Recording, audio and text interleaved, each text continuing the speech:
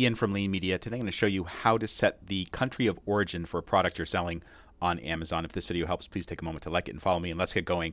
You can see on this particular product it says made in USA as a bullet point. I've also described it in the bullets as made in USA, but what I'm really interested in is how this is set up, where it says made in USA either as a bullet, sometimes it's as a label down here, like it'll say made in China or made in Mexico, or wherever the product is made. And then also down here in the product information, you can see it says import designation made in USA. So here's how to set up the import designation, the country of origin for your Amazon product if you haven't done it already. Go to Amazon, Seller Central, of course. I'm assuming you have a pro level account. Go to your FBA inventory and then go to edit.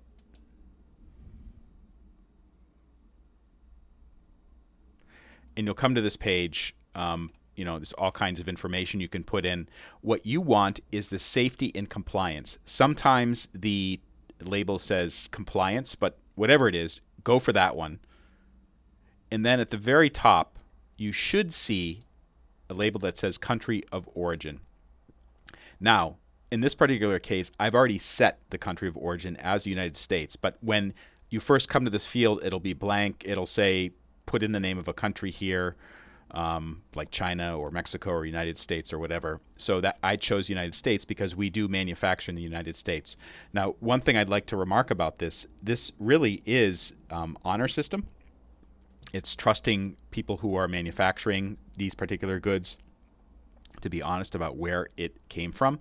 Also, it doesn't get around the tricky situation where oftentimes products may have components from different parts of the world.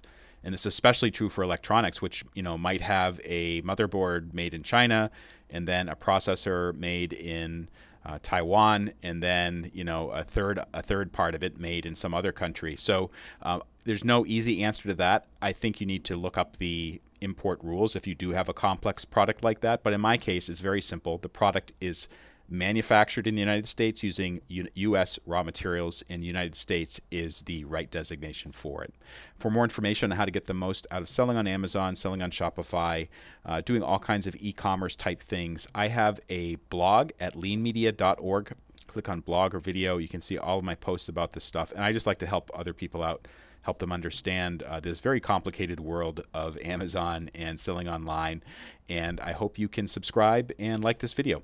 Hope to see you next time.